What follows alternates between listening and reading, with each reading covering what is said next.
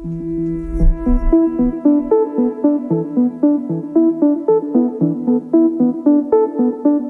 complejo ajedrez que se mueve en la candidatura para la alcaldía de Bogotá. Este lunes, las fuerzas independientes se sumaron finalmente a la campaña de la candidata de la Alianza Verde, Claudia López. Por el otro lado, el uribismo abandonó a Ángela Garzón y ahora se la juega por Miguel Uribe. Este es el tema del día en El Diario.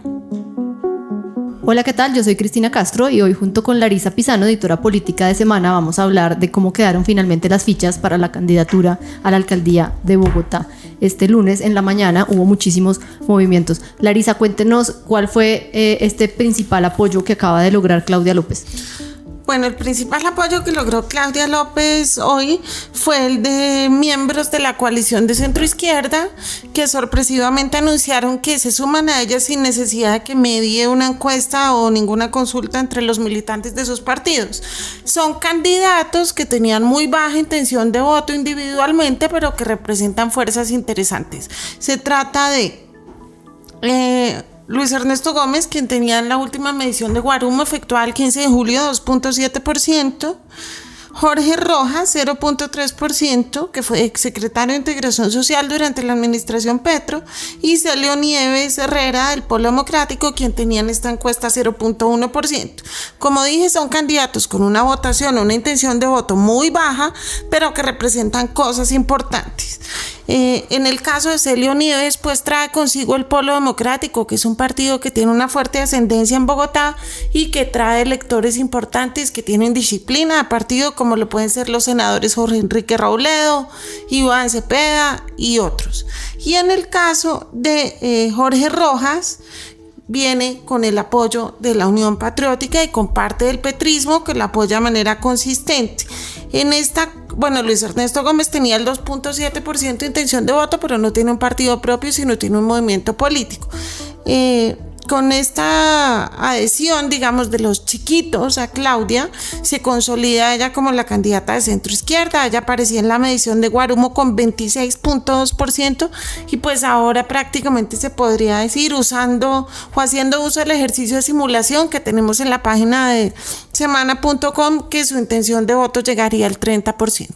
Larisa, uno siente que ya la mayoría pues, de las cartas están despejadas y sin embargo todavía queda una incógnita muy importante sobre quizás pues, el jugador más clave en la campaña política en Bogotá, que es Gustavo Petro. ¿Usted cree que él finalmente oficialice un apoyo a Claudia López?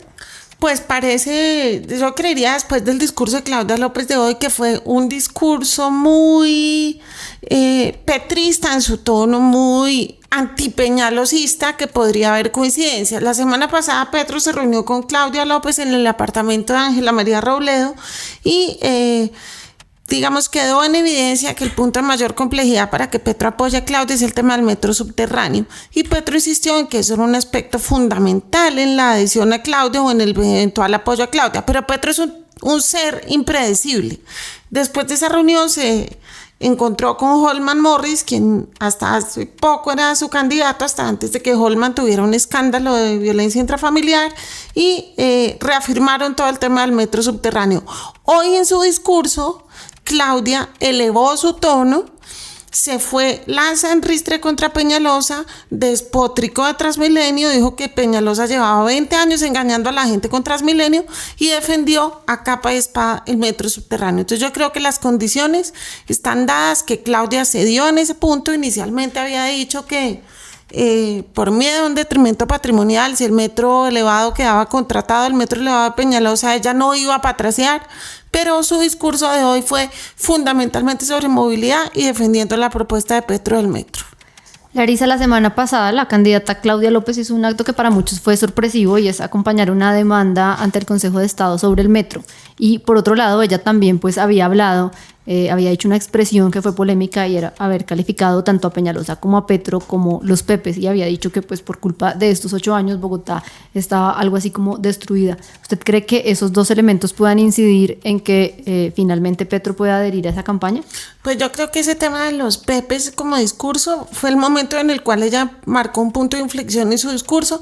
Ella siempre ha dicho que el metro elevado es insuficiente, el metro de Peñalosa, pero hoy sí se entregó al planteamiento que le abre las puertas apuestas a la llegada de Gustavo Petro a su candidatura, que es algo que seguramente se dará mucho más adelante.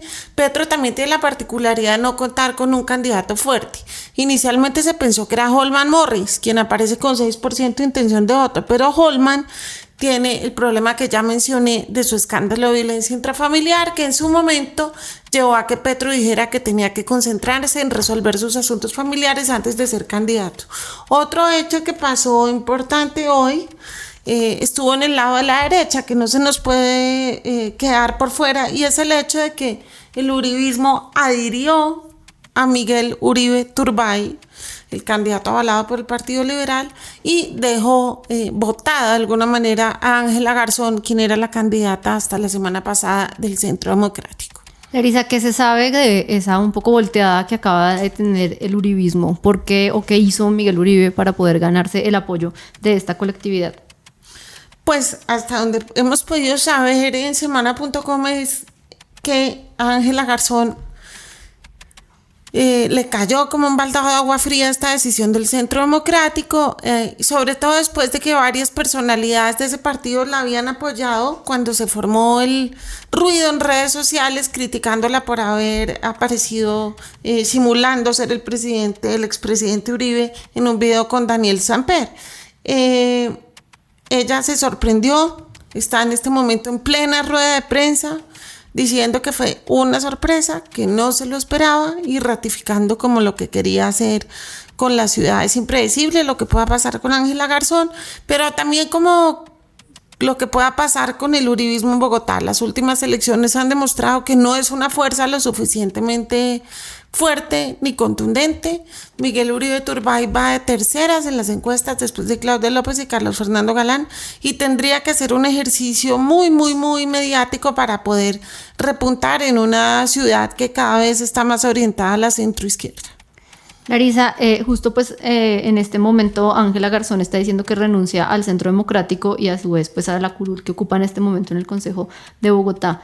¿Usted cuánto cree que incidió esa aparición que tuvo ella con Daniel Samper en esta decisión que tiene el Centro Democrático de abandonarla en su campaña? Yo creo que ese fue el video de Soy Dani, por el cual muchos sectores la criticaron.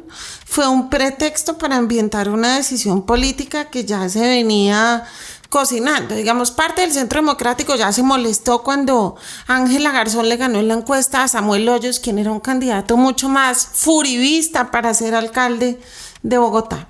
Y posteriormente, pues el tema del video fue un pretexto porque en esta medición de Guarumo aparecía Ángela Garzón con unos números que no eran nada favorables.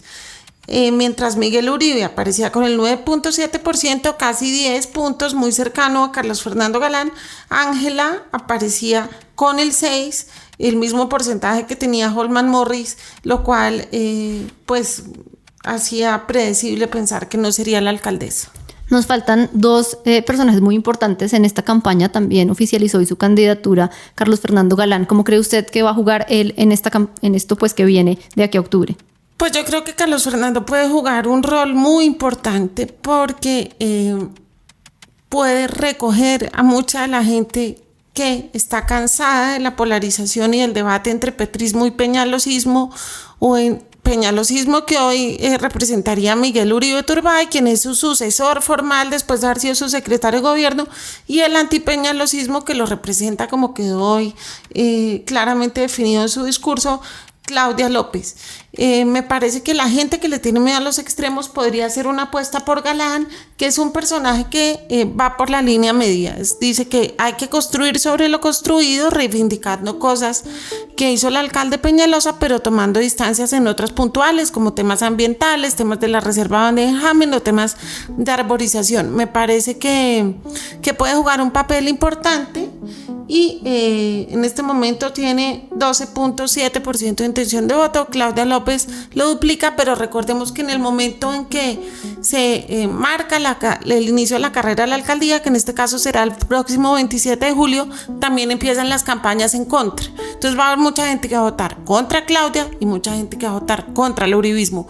Esa gente la podría recoger Galán si es que puede abrirse paso en medio de una campaña polarizada. Él ha dicho que no es tibio, sino que desde centro falta ver cómo se comporta el centro político en la capital y qué otro tipo de personas llegan. Se especula que eventualmente Clara López podría llegar a su campaña y otro tipo de apoyos de personas moderadas dentro del espectro político. Y Clara López, ¿cómo la ve usted? Pues acaba de mencionar algunas cosas, pero hay quienes creen que por el hecho de ella ya haber pasado por la alcaldía podría llegar a ser una candidata bastante dura en estas elecciones.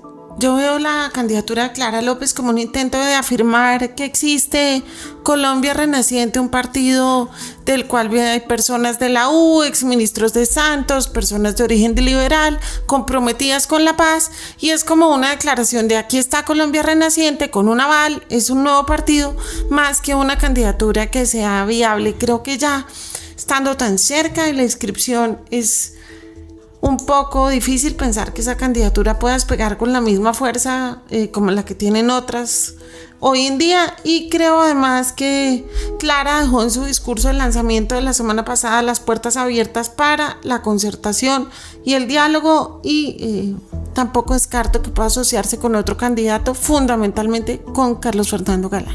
Larisa, muchísimas gracias por este análisis. Como usted bien lo comentó, pues los lectores pueden encontrar muchísimo más en nuestra página web y está pues muy recomendado un especial interactivo en el cual cada uno de ustedes puede ver si estas fichas se mueven, quién resulta beneficiado. Por ahora, este es el panorama para esta compleja candidatura a la alcaldía que se empieza pues a jugar ya formalmente desde hoy y que termina la última semana de octubre.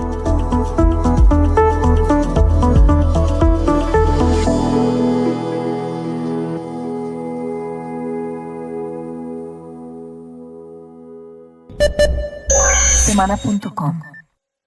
¿Quiere sumarse a la transformación de la educación en Colombia? Este es el momento de tomar acción. Sea parte de la Cumbre Líderes por la Educación este 18 y 19 de septiembre en Ágora. Más información en www.cumbrelideresporlaeducacion.com.